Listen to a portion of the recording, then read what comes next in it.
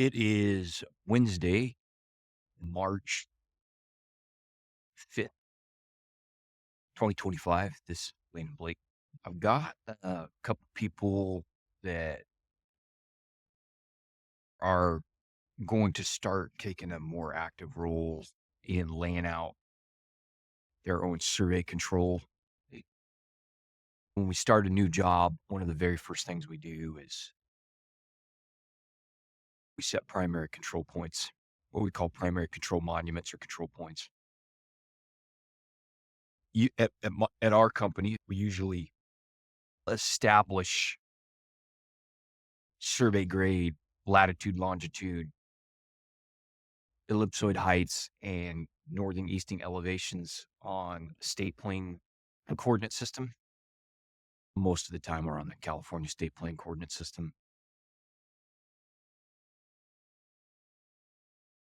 And we typically do that with fast static GNSS ties to what they call NGS cores, continually operating reference stations. Sometimes we'll tie to PBO stations. What I want to do in this recording is offer some suggestions and tips for how you approach a control layout, both as a project surveyor in the office when you're planning and as a party chief or lead field surveyor when you're on the ground. We have some control survey guidelines and our field survey guidelines, so those should absolutely be consulted before you approach a control layout. But I know there's some kind of know-how in knowledge in my brain and probably in Brian's brain that the field crews would benefit from. So I want to try and distill some of that, get some of that out of my head and into a written form. This recording may just be a grab bag of different tips and suggestions. But let me start. So we'll call this tip number one. You want to make sure that your primary control surrounds your project area whenever practical. We always want at least 3 and usually 4 and sometimes more primary control points that bound the outside of the mapping limits for the job. So they form what we call a bounding polygon. In the ideal configuration, you have primary control points just outside of your mapping limits, and they form a polygon that basically is slightly larger than the mapping limits. Now, sometimes you can't do that because you're up against a freeway or the ocean, a cliff wall or something like that. We do occasionally have some constraints, but most of the time we can bound our project area with our primary control. And your cores don't count because cores are too far away to really be effective as primary control. What we really want is something that's local, close enough that you could use a total station to run control back in if you had to, or you could use it as an on-site base point. Tip number 1, surround your project area.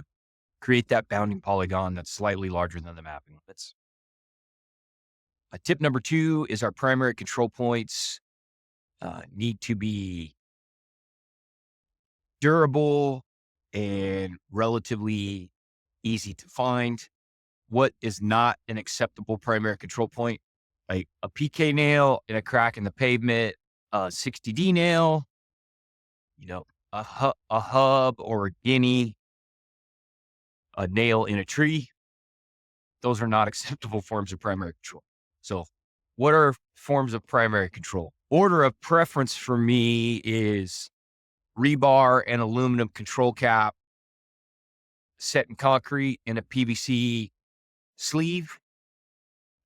Now, we wouldn't do that for every job, but for any kind of infrastructure project, for sure, I would like. That's a pain in the butt. It requires that you take a bucket and water and Quikrete, but I think it's worth the effort, especially on a project that might run for a few months or a year. Preference number 2 is a rebar and my aluminum control cap, not set in concrete. It's not always practical.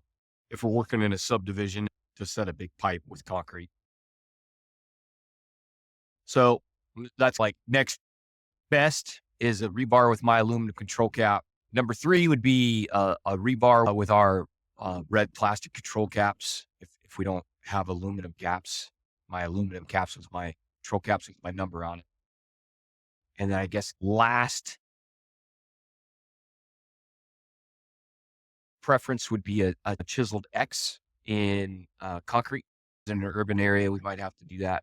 You know what? There's one more before that. Before we do a chiseled X, I would prefer that we set brass plugs in concrete. My preference would be that we do that. If for some reason we aren't able to do brass plugs, my last preference would be a chisel cross in concrete. And that's basically it. That's what acceptable survey control looks like most of the time.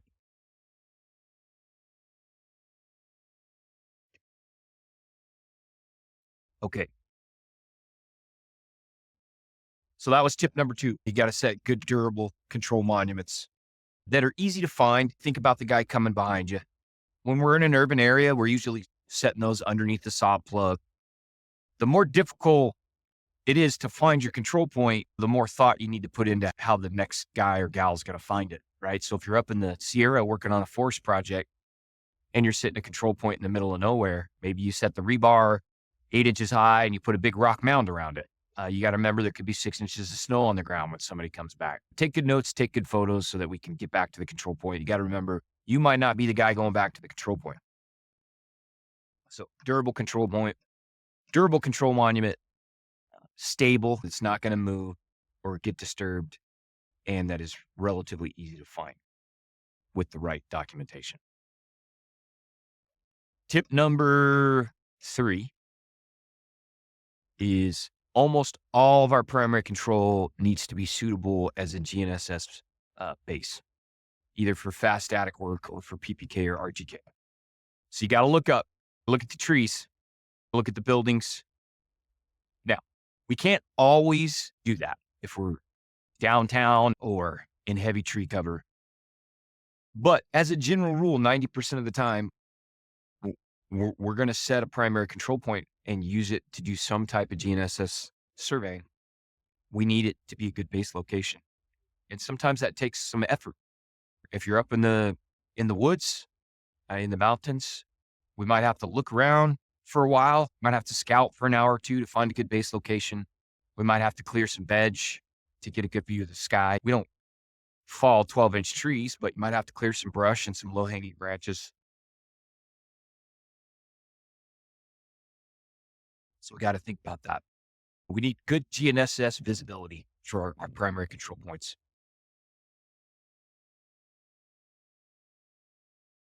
Okay, tip number 5, I think, is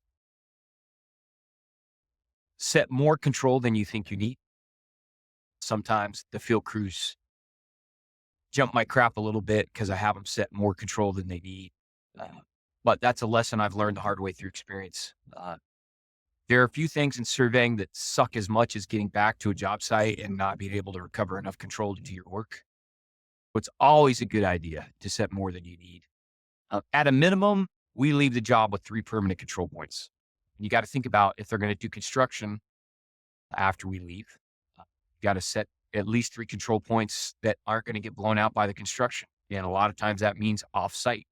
So that's something that we deal with on a regular basis with our monument preservation projects. So it's at least 3. I would prefer 5, but it's at least 3. On a small job, I might let you get away with 3. I'd be happier with 5. So look for opportunities to do that. Even if it's a 3-minute PPK shot to an extra rebar and plastic cap, that's better than no redundancy. So at least 3. Our primary point number range is 1 to 99. We start number 1 for our survey control. So set more control than you need. You do your bounding polygon, and then if it's a big job, you might set 1 or 2 points in the middle of the project area. You want to think about where you might need to do ground infill surveys. You might need to think about if we have critical property corner monuments that are in heavy tree cover or in an area where we're not going to get a good GNSS observation, then you might want to think about setting some azimuth pairs to tie those critical points. So you can think about that when you're doing your control layout. A lot of times you can figure that out before you get to the office. So set more than you need. You might need some control in the middle of your job. You might need some control where you're going to do infill surveys with the total station. Let's see. Tip number 6 is be prepared to adapt your control layout to conditions on the ground. It's great to do pre-planning and go to the field with a plan, but we should be willing to adapt that plan to the conditions on the ground. We may not have the access we thought we were going to have, or the tree cover may have changed, or there could be a new building that wasn't in the orthophotography, or maybe there's only 6 inches of topsoil and bedrock. That means you're not going to be able to drive rebar and have a good stable control point. We've got to be able to adapt. Uh, that's a key skill of a lead surveyor. Some of the ability to adapt comes with experience, and I understand that. But it's a skill that lead field surveyors need to cultivate and try and adapt. I guess with this encouragement, this comes from Chris Namer, one of the surveyors I trained under. Good survey control is the foundation of everything we do on the job. If we don't have good control, none of our other measurement data is going to be precise and accurate. Super critical part of what we do.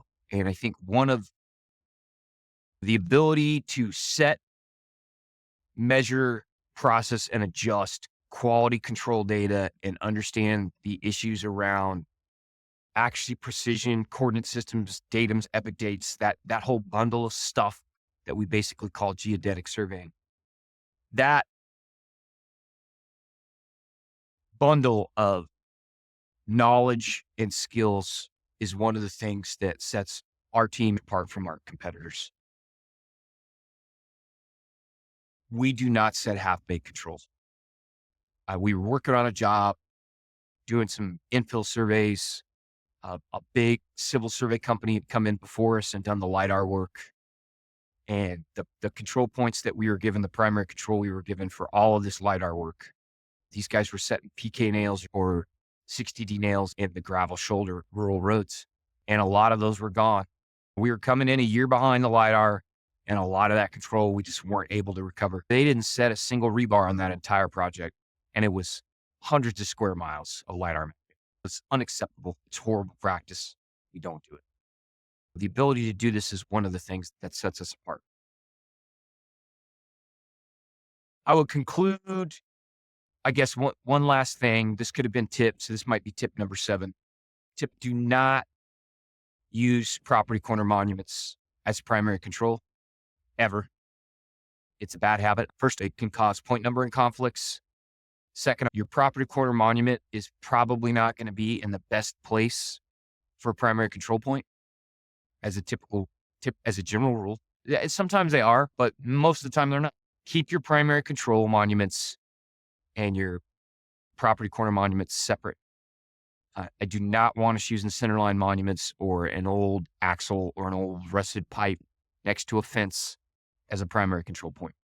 We survey those as separate point number ranges as separate monuments.